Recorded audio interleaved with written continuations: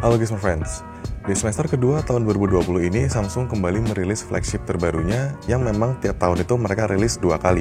Di awal tahun mereka merilis Samsung Galaxy S Series, lalu di semester kedua mereka merilis Galaxy Note Series.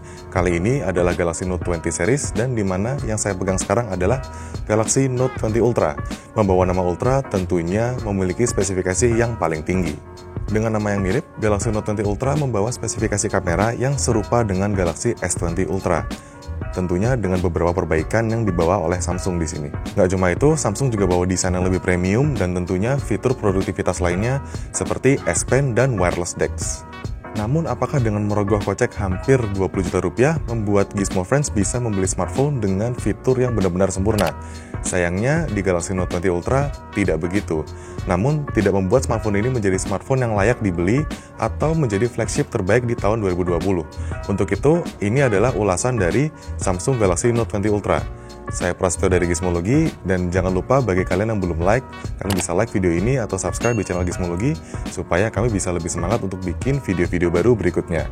Langsung aja, ini dia Samsung Galaxy Note 20 Ultra. Gizmologi.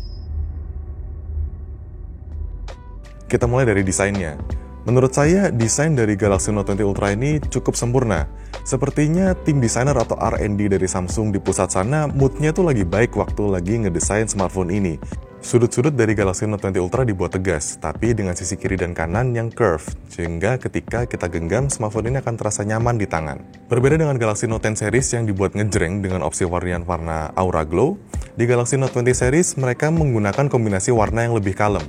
Yang ada di tangan saya adalah hero color dari Galaxy Note 20 Ultra, yaitu Mystic Bronze. Warna Mystic Bronze di Galaxy Note 20 Ultra ini dibuat kalem dengan permukaan bermaterial doff, jadi nggak terlalu ngejreng dan tidak mudah kotor atau terkena sidik jari. Aksen warna coklat keemasan diteruskan mulai dari bodi sampai frame dengan bingkai kameranya, jadi detail yang diperhatikan oleh Samsung itu cukup tegas di sini. Bingkai kameranya memang cukup tebal, tapi memang bisa dimaklumi karena ukuran sensor dari smartphone ini memang cukup besar. Samsung menggunakan frame berbahan stainless steel dengan kaca belakang dan kaca depan Corning Gorilla Glass Victus. Nah, yang menarik dari Gorilla Glass Victus ini, selain dibuat lebih tahan gores, smartphone ini juga diklaim harusnya lebih tahan ketika terjatuh hingga ketinggian 2 meter. Saya sendiri belum pernah mencoba untuk membuktikannya secara langsung, tapi selama 2 minggu pemakaian tanpa case, Galaxy Note 20 Ultra yang saya gunakan, tidak terlihat ada baret-baret tipis ataupun penyok di sudut-sudutnya. Meskipun saya gunakan secara sedikit serampangan dengan kunci atau barang-barang lain yang ada di kantung celana saya atau di tas punggung saya. Dan menjadi seri Galaxy Note Ultra, tentu aja dimensinya itu besar. Smartphone ini memang bukan yang paling nyaman ketika kita gunakan dengan genggaman satu tangan, karena di sini memang tangan saya besar, tapi saya ngerasa penggunaan satu tangan terutama ketika kita mungkin lagi santai itu mungkin akan agak melelahkan dan memang lebih nyaman untuk digunakan dengan 2 tangan sekaligus. Walaupun begitu, bobotnya sendiri termasuk cukup ringan, hanya sedikit di atas 200 gram saja. Nah, buat Gizmo Friends yang memang sudah sering menggunakan seri Galaxy Note, mungkin agak sedikit bingung karena stylus S Pen-nya sekarang ada di sebelah kiri. Kalau dulu mungkin posisinya di sebelah kanan. Sebenarnya menurut saya sih ini nggak terlalu masalah. Cuman yang sedikit masalah adalah penempatan speaker di bawah yang juga pindah di sebelah kiri. Karena itu akan menyumbat ketika kita menggunakan satu tangan dan biasanya kelingking itu ada di bagian sini. Jadi speakernya suka ketutup. Atau ketika kita menggunakannya dalam mode landscape seperti ini. Layar Galaxy Note 20 Ultra sendiri punya dimensi 6,9 inci dengan panel Dynamic AMOLED 2X Quad HD, udah dukung HDR10+, dan tentunya high refresh rate 120Hz. Cuma untuk fitur high refresh rate maksimal ada di resolusi 1080p atau Full HD. Tentunya kualitas layar dari smartphone ini sudah sangat baik, pleasure to look at, dan dia brightness-nya bisa meningkat hingga 1500 nits bila diperlukan. Dan walaupun dimensi layarnya mendekati 7 inci, smartphone ini nggak terlalu besar kok, karena bezel di keempat sisinya itu dibuat sangat-sangat tipis dengan curve edge di sisi kiri dan kanannya. Nah, sayangnya curve edge di Galaxy Note 20 Ultra ini belum dilengkapi dengan palm rejection yang baik. Ketika saya menggunakan smartphone ini dengan satu tangan untuk berkirim pesan lewat WhatsApp ataupun Telegram, telapak tangan saya ini secara otomatis mengirim emoji atau stiker yang tidak diperlukan. Sepertinya Samsung masih belum mengoptimalkan software dari layar di Galaxy Note 20 Ultra ini. Semoga bisa ditingkatkan di software berikutnya. Samsung Galaxy Note 20 Ultra punya 3 sensor utama di bagian belakangnya. Ada sensor utama 108 megapiksel dengan aperture f1.8 mendukung PDAF dan OIS. Lalu ada sensor periskop atau telefoto 12 megapiksel f3.0 dengan PDAF dan OIS juga. Dan sensor ketiga adalah ultra wide angle 12 megapiksel f2.2. Di Samsung Galaxy Note 20 Ultra ini berbeda dengan S20 Ultra, tidak ada sensor 3D time of flight, tapi digantikan dengan laser autofocus. Nah, laser autofocus ini cukup membantu ketika Galaxy Note 20 Ultra ingin mengambil proses fokus dengan cepat. Itu adalah masalah yang tidak bisa diselesaikan di Galaxy S20 Ultra walaupun sudah melewati software update sekalipun.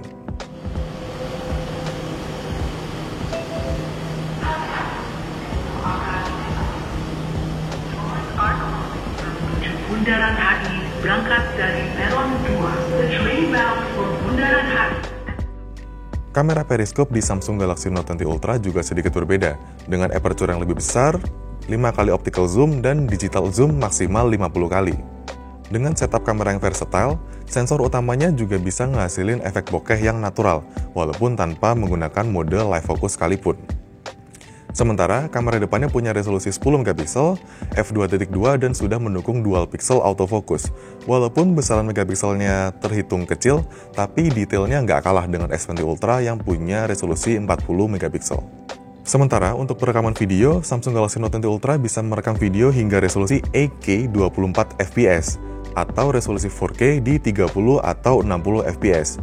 Yang menarik di Galaxy Note 20 Ultra, ini smartphone-nya cocok banget untuk content creator yang serius membuat konten video. Karena di bagian modenya, dia punya mode Pro Video. Nggak cuma bisa atur ISO, shutter speed, atau manual focus dengan focus picking, mode Pro di video Galaxy Note 20 Ultra juga dilengkapi dengan opsi untuk memilih mikrofon mana yang akan kita gunakan. Mau mikrofon depan dan belakang, belakang aja, depan aja, pakai mikrofon dengan USB atau Bluetooth. Jadi kita bisa lebih versatile untuk memilih sumber audio mana yang akan kita gunakan. Mau pakai TWS atau mau pakai wireless microphone, itu bisa di Galaxy Note 20 Ultra. Juga ada fitur di mana kita bisa atur zoom slider, di mana kita bisa percepat atau perlambat zoom dari 1 kali ke jarak yang lebih dekat. Sementara sumber suaranya akan mengikuti bagian video. Samsung Galaxy Note 20 Ultra menjalankan tampilan antarmuka One UI 2.5 berbasis Android 10. Tampilannya nggak jauh beda dengan seri Galaxy S series sebelumnya. Ada fitur Quick Share untuk berkirim file sesama Samsung, tapi juga sekarang sudah mendapatkan fitur Nearby Share yang lebih global untuk kirim file dengan smartphone lainnya. Yang menarik di Galaxy Note 20 Ultra, kini Samsung menghadirkan fitur wireless DeX. Kalau di awal-awal itu fitur DeX ini memerlukan dockingan khusus, lalu di-upgrade dengan menggunakan kabel HDMI, sekarang di Galaxy Note 20 Ultra dengan prosesor yang kencang, dia sudah bisa mengantarkan fitur wireless DeX sehingga bisa dijalankan secara nirkabel. Hanya saja perlu Smart TV yang mendukung. Fitur S Pen-nya juga sudah ditingkatkan dengan latensi hanya 9 millisecond. Diklaim punya pengalaman yang sama seperti ketika kita menulis di atas kertas secara langsung. Ini merupakan kombinasi dari high refresh rate, atau sampling rate yang tinggi dengan kemampuan AI yang ada di panel layar Galaxy Note 20 Ultra. Bahkan ketika kita sedang menulis, akan ada efek suara yang seolah-olah kita benar-benar menggunakan pensil di atas kertas biasa. Dan gak cuma untuk nulis, S Pen di Galaxy Note 20 Ultra juga punya fitur Air Gesture, di mana kita bisa mengambil fitur-fitur khusus yang tidak perlu menggunakan atau menyentuh layar. Kita bisa mengambil tangkapan layar, atau bernavigasi kembali ke home screen, atau kembali seperti tombol back, hanya dengan menggerakkan gestur-gestur tertentu dengan S Pen. Peningkatannya di bawah lainnya adalah fitur audio bookmark di Samsung Notes. Audio bookmark ini cukup menarik, karena kita bisa membuat catatan sembari merekam suara ketika kita lagi proses menulis di Samsung Notes di Galaxy Note 20 Ultra. Setelah pencatatan selesai, kita bisa memutar kembali proses pencatatan itu dimulai dari mana dengan suara yang presisi. Jadi kita bisa mengikuti alur pencatatan yang sudah kita buat di Samsung Notes. Samsung Notes di Samsung Galaxy Note 20 Ultra juga sudah ditingkatkan. Kita bisa menyimpan file secara otomatis disortir dari tanggal maupun folder. Kedepannya, Samsung akan bekerja sama dengan Microsoft supaya bisa sinkron catatan yang ada di Samsung Notes dengan Microsoft OneNote. Ini berguna sekali ketika Gizmo Friends sudah terbiasa menggunakan aplikasi yang ada di Microsoft Office 365. Untuk performa tentunya nggak ada masalah. Samsung Galaxy Note 20 Ultra menggunakan chipset Exynos 990. Memang bukan Snapdragon 865 Plus yang ada di varian Amerika Serikat, tapi prosesor ini juga tentunya sudah cukup kencang. Dengan kapasitas RAM 8GB dan memori internal paling kecil 256GB, menjalankan beberapa aplikasi secara sekaligus di Galaxy Note 20 Ultra lancar-lancar aja. Walaupun secara teknis, Samsung Galaxy Note 20 Ultra harus menjalankan banyak aplikasi di belakang seperti fitur-fitur yang ada di S Pen. Mau dipakai untuk gaming casual seperti PUBG atau Mobile Legends tentunya sangat lancar, dan saya nggak ngerasa panas yang berlebihan di smartphone ini. Paling-paling ketika kita menggunakan kameranya aja. Performa yang menurut saya sedikit kurang adalah performa dari in-display fingerprint sensor dari Galaxy Note 20 Ultra ini. Menggunakan sensor ultrasonic sama seperti seri-seri sebelumnya, memang terasa akurat, tapi saya biasanya memerlukan waktu sekitar 1 atau 2 detik ekstra dibandingkan smartphone flagship lainnya, supaya jari-jari saya ini memang sudah terregistrasi dan layar akan terbuka. Lalu, salah satu yang menurut saya paling kurang di Galaxy Note 20 Ultra adalah baterainya. Kapasitas baterainya itu nggak sebesar di Galaxy S20 Ultra. Di sini, kapasitasnya hanya 4500 mAh. Mungkin tergolong kecil untuk sebuah flagship, terutama dengan resolusi layar yang tinggi, refresh rate tinggi, layar dimensi yang besar, dan fitur tambahan seperti S Pen. Dengan menggunakannya secara penuh, dalam artian saya menggunakan always on display, high refresh rate, dan tanpa menggunakan mode power saving sama sekali, penggunaan rata-rata bisa mencapai 1 hari, dengan screen on time 4 atau 4,5 jam. Tapi ketika saya menggunakannya secara intensif, seperti dengan penggunaan video call di Zoom atau Google Duo selama 1 hingga 1,5 jam, di penghujung hari, di jam 9 malam, baterainya itu sudah minta di-charge ulang, sehingga kita perlu mengecasnya sebelum tidur. Kemudian untuk pengisian dayanya sendiri belum mendukung 45 watt fast charging seperti pada Galaxy S20 Ultra. Di Galaxy Note 20 Ultra mentok di 25 watt alias super fast charging tanpa 2.0. Untuk pengisian dayanya 30 menit hampir mendekati 50%. Sementara untuk pengisian daya penuh membutuhkan waktu kurang lebih 90 menit.